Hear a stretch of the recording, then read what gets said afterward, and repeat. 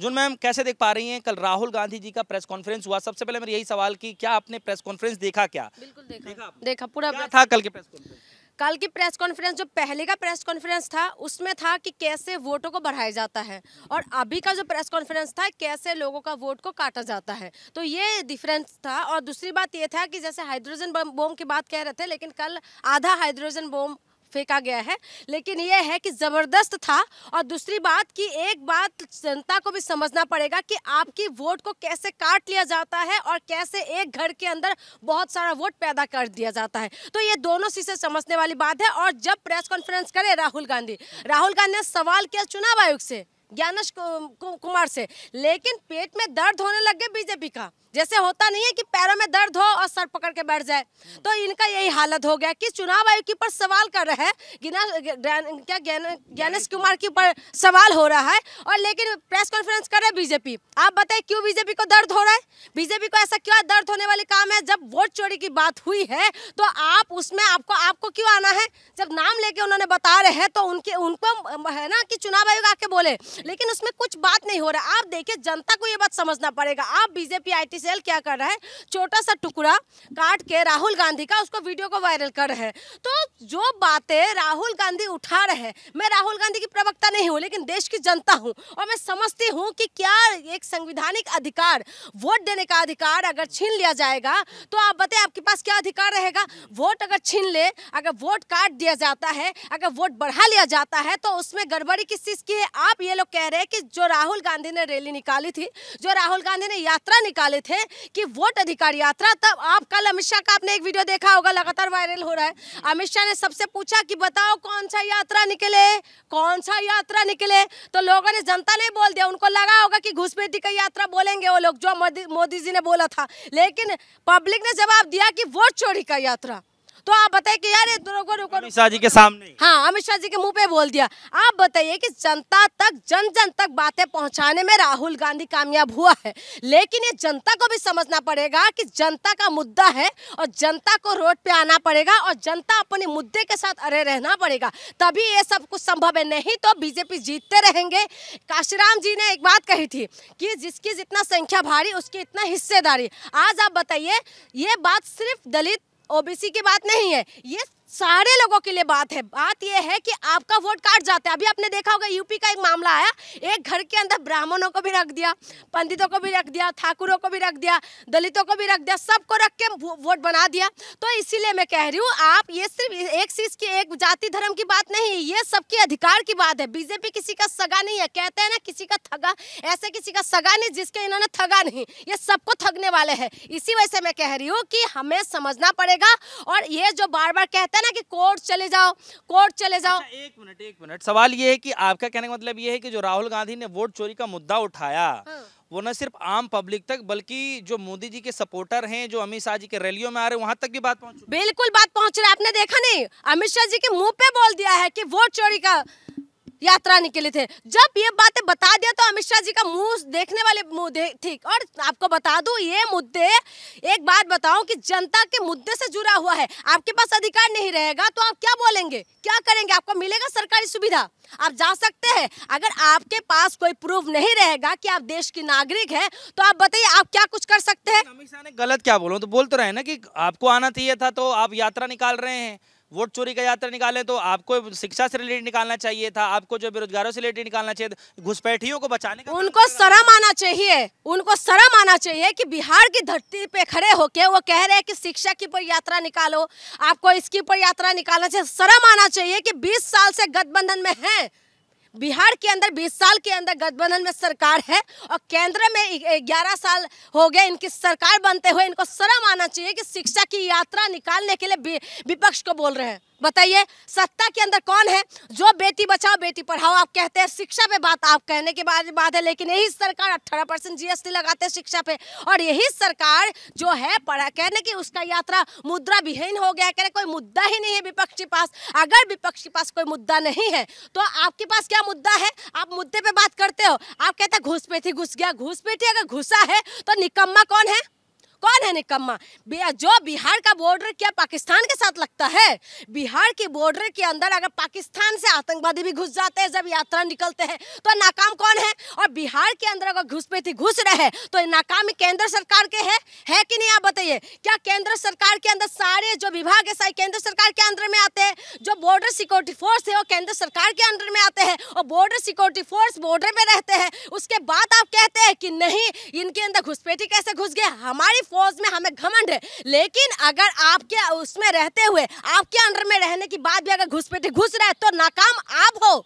आप किसको बता रहे? सरकार में क्या कांग्रेस है? सरकार में क्या दूसरी पार्टी की सरकार है? सरकार में कौन है? सरकार में आप है। और उसके बाद आपको डर लग रहा है। आसाम का ऐसे, आसाम का हेमंत विश्व शर्मा ने अभी एआई का एक वीडियो जनरेट करके बता रहे कि मियां का राज हो जाएगा। अरे भाई, कह रहे तो तुम लोग अभी डिसाइड कर लो। आप बताइए कि आसाम के अंदर घुसपैठी घुस रहा है, लेकिन इनको पता नहीं चल रहा है। आप ये कहना चाह रहे हैं कि राहुल गांधी के इस पूरे प्रेस कॉन्फ्रेंस से जो बीजेपी कहीं ना कहीं बौखला चुकी है? बिल्कुल बौखला रहे, क्योंकि इनकी नस दबा दिया है। मैं पहले बता रही ना, इनकी जो नस है ना, कहते हैं ना कि कबूतर के अंदर या तोते के अंदर पहले के राजा महाराजा का जान होते थे, ऐसे ही इनका जान इसमें छुपा हुआ है। ये क्यों? चुनाव आयोग के ऊपर सवाल उठता, सारे बीजेपी क्यों बौखलाने लग जाते हैं?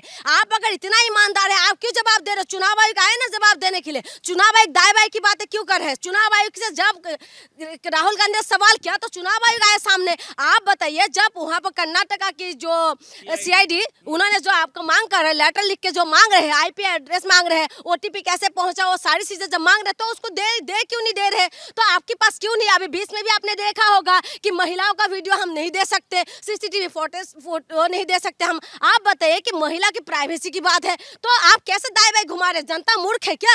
जनता के मुद्दे पे कभी बीजेपी बात नहीं करेंगे, लेकिन वही बीजेपी का साथ देने का काम ये लोग कर रहे हैं। अच्छा मैम, एक सवाल है कि ये कहा जा रहा है कल के प्रेस कॉन्फ्रेंस के बाद राहुल गांधी से तमाम लोग ये सवाल पूछ रहे हैं, मैं तो ट्विटर हैंडल वगैरह पर देखता रहता हूँ, न सिर्फ बीजेपी के लोग बल्कि कई सारे पत्रकार जो ये कह रहे हैं कि राहुल गांधी को कोर्ट का दरवाजा खटखटाना चाहिए। कम से कम ये मसला है, अगर ये गंभीरता से इतना ले रहे हैं, वाकई अगर गंभीर मसला है तो उनको कोर्ट तक तो जाना ही चाहिए, तो उससे क्यों बच रहे हैं? कानूनी कार्रवाई करनी चाहिए। देखिए, मैं एक वीडियो अभी देखी थी, जो कानूनी कार्रवाई की बात आपने कहा है ना, न्यूज़ 24 में आशुतोष जी ने एक बात कही थी कि हरियाणा के अंदर जो है, हरियाणा में कह रहे कि जो कोर्ट ने ऑर्डर पास कर दिया था कि आप वहाँ पर सारी चीजें प्रोवाइड कर दे, ठीक है, कि सबूत के साथ आप प्रोवाइड करिए, लेकिन केंद्र सरकार ने नियम कानून बदल दिया।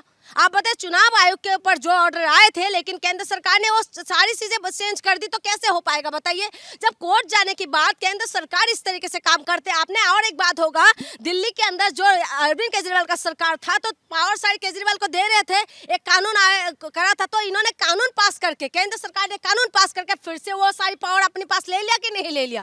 तो जब आप कोर्ट का ऑर्डर को भी आप नहीं मानोगे, कोर्ट के ऑर्डर देने के बाद आप नया कानून बना के फिर उसको अपने पास रख लेंगे, तो बताइए ये कोई टूक बनते हैं? जो सवाल जिससे किया है, चुनाव आयोग से सवाल है, तो चुनाव आयोग जवाब दे। बीजेपी आगे कह रहे कि नहीं, ये हाइड्रोजन बम नहीं था, ये तो फुलझड़ी फुस हो गया, यही बोला।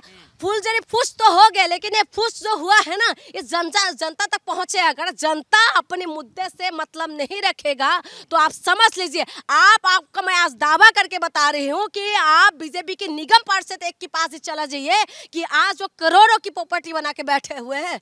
एक निगम पार्षद की बात कह रही हूँ, 1 2 साल 4 साल के अंदर की बात कह रही हूँ मैं। करोड़ों की प्रॉपर्टी बना ले, कहाँ से आए इतना पैसा बताइए? जनता का पैसा आप खा रहे हो, जनता को नहीं दे रहे हो, और जनता जब अपने मुद्दे की बात करते तब दौड़ा के मारते हो। कल परसों यहाँ पर प्रोटेस्ट होने वाले थे, ठीक है, स्टूडेंट का, वहाँ पर प्रोटेस्ट नहीं होने दिया, बताइए। तो ये सारी चीजें क्यों कर रहे हैं? अभी जो गृह मंत्री है, एक वो क्या नाम है उसका, इंक्वायरी इन्वेस्टिगेशन करने के लिए बोल रहा है कि पहले से जो आंदोलन हो रहा है कि उसका रूपरेखा तैयार करो, कि कैसे हुआ, कौन फंडिंग कर रहा है, ये सब क्यों हो रहा है? आप बताइए, क्या प्रोटेस्ट करने का क्या अधिकार नहीं है देश के अंदर? क्या देश को अपने मुद्दे के उठाने का अधिकार नहीं है? इमरजेंसी लगाई थी इंदिरा गांधी ने, उसके बाद जयप्रकाश नारायण ने पूरा आंदोलन खड़ा किया, उसके बाद इंदिरा गांधी की सरकार को उखाड़ के फेंका ना। आंदोलन लोकतंत्र का अच्छे होते हैं, लोकतंत्र को बचा के रखने के लिए, लोकतंत्र की मजबूती के लिए सारी चीज जरूरी है। लेकिन ये लोग क्या कर रहे हैं? आपको रोजगार नहीं दे रहे, आपको बेरोजगार बना रहे हैं, आपका महंगाई पे बात नहीं करते, शिक्षा स्वास्थ्य पे बात नहीं करते। अब अमित शाह कह रहे हैं कि नहीं, बेरोजगार उसका रैली निकाल लेते, शिक्षा पे रैली निकाल देते, तो आप लोग कर क्या रहे हैं फिर? आप बैठ के क्या करें?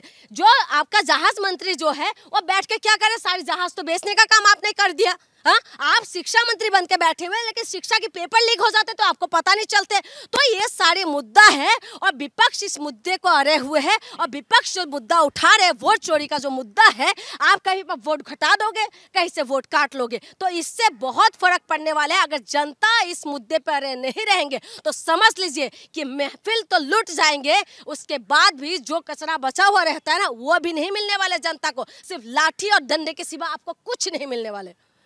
चलिए, एक आखिरी सवाल है, मैं चाहता हूं कि आप कम शब्दों में इसका जवाब दीजिएगा। राहुल गांधी ने भी एक हफ्ते का समय दिया है कि एक हफ्ते के अंदर जो है इलेक्शन कमीशन को जो है सीआईडी को दस्तावेज जो सीआईडी चाहती है दे देना चाहिए। एक हफ्ते का वक्त है, क्या लगता है कि अब वो सीआईडी को डेटा डॉक्यूमेंट जो है मिल जाए? देखिए, मुझे जितना उम्मीद है नहीं मिलने वाले, ठीक है, मुझे जितना उम्मीद है। और दूसरी बात मैं आपको बता दूं, बीजेपी अटकाने, भटकाने और लटकाने की सरकार है, और ये अटकाएगी भी, भटकाएगी भी और लटकाएगी भी। आप भी यार जनता को भटकाने की कोशिश कर रहे हैं, लेकिन मेरी निवेदन है कि जनता ना भटके, मुद्दे पे अड़े रहे। जो विपक्ष मुद्दा उठा रहे हैं उसमें अड़े रहेंगे तो आप मकसद में कामयाब हो जाएंगे, नहीं तो ये बीजेपी आपको भटकाते रहेंगे और ऐसे मुद्दे को उलझाते रहेंगे। और जो चुनाव आयोग की बात है, एक हफ्ते के अंदर कुछ नहीं होने वाले, आप देखते जाइए आगे आगे होता है क्या। बीजेपी जो भी कुछ करते हैं ना, बीजेपी बहुत आगे का सोच के करते हैं, और अभी जो कर रहे हैं ना, आप ये फंस चुके हैं पूरी तरीके से। इनको लगा नहीं था कि इनकी नसें पकड़ लेंगे, और इनका नस पकड़ चुके हैं,